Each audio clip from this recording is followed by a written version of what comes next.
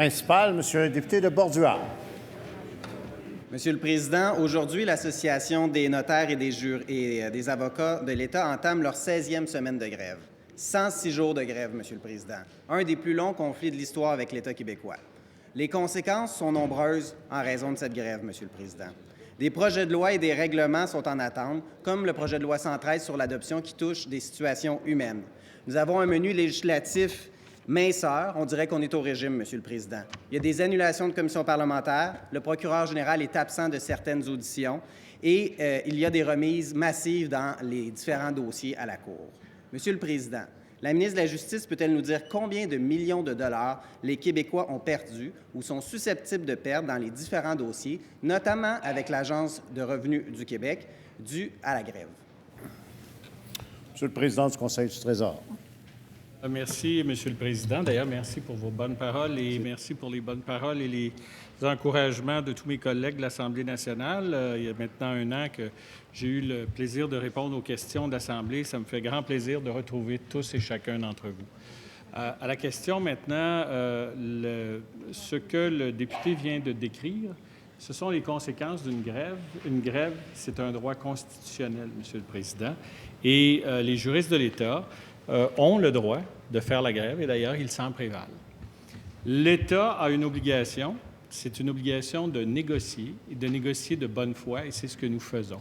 Depuis mon assermentation comme président du Conseil du Trésor, j'ai donné des instructions extrêmement strictes aux négociateurs du gouvernement afin que les négociations, d'une part, reprennent, parce qu'à un certain moment donné, elles ont été interrompues. Ces négociations-là sont reprises depuis dimanche, lundi et aujourd'hui, les gens travaillent sur les propositions qui sont sur la table. Et dans ce dossier-là, on a trop de respect pour les juristes de l'État, justement, pour envisager une reprise de leurs travaux, de leur rentrée au travail sur la base d'une loi spéciale. On essaie d'avoir une solution. Principal, première complémentaire, Monsieur le député de Bordua. Monsieur le Président, ça fait 16 semaines que les juristes sont en grève. Lorsqu'on parle de respect et de négocier de bonne foi, je pense que le gouvernement, de leur côté, n'a pas de leçons à donner. Cette grève-là a des conséquences directes pour des milliers de Québécois qui ont un dossier en attente devant un tribunal administratif, Monsieur le Président. Pensons à Mme Tania Saint-Arnaud qui avait été brûlée au visage par son ancien conjoint, dont le dossier a encore été remis. Les victimes d'actes criminels, les accidentés de la route, les travailleurs blessés, les travailleurs lésés sont en attente d'indemnisation ou de révision de leur situation. Qu'est-ce que la ministre de la Justice leur répond à ces gens-là qui veulent faire valoir leurs droits devant les tribunaux? Monsieur le Président du Conseil du Trésor. Monsieur le Président, ce que je cherche, le député est aussi un juriste. Je constate qu'il nous encourage peut-être à aller à l'encontre d'un droit garanti par la Constitution. Ce n'est pas notre comportement. Une grève, on appelle ça un moyen de pression. La pression, dans ce cas-là, effectivement, c'est de faire en sorte que l'employeur, normalement, ait plus de difficultés à rencontrer ses obligations avec les conséquences qu'il vient de décrire. Mais c'est aussi un droit constitutionnel. Et ce qui m'encourage, Monsieur le Président, c'est que la ligne de communication entre les représentants des juristes de l'État et l'État est maintenue et que les partis négocient.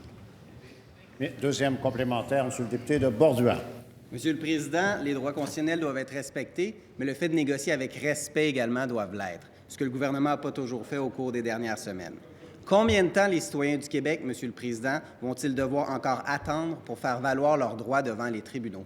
On parle de gens qui s'adressent au tribunal pour obtenir des indemnisations, pour obtenir des soins, du soutien psychologique suite à un acte criminel, suite à un accident de la route, suite à une maladie professionnelle. Combien de temps encore avant de régler la situation? Monsieur le Président du Conseil du Trésor. Monsieur le Président, j'espère le moins longtemps possible, mais le moins longtemps possible sur la base d'une négociation. Et le président de l'ANEC, d'ailleurs, a indiqué que lui-même estimait qu'il y avait une ouverture, qu'il y avait un encouragement, et c'est ce qui fait qu'aujourd'hui, on est toujours à la table de négociation. Vous semblez insister beaucoup sur le respect des droits des individus. Le respect des droits des individus, c'est aussi le respect des droits constitutionnels, et ça s'applique également aux juristes de l'État, pour qui on a le plus grand respect, Monsieur le Président.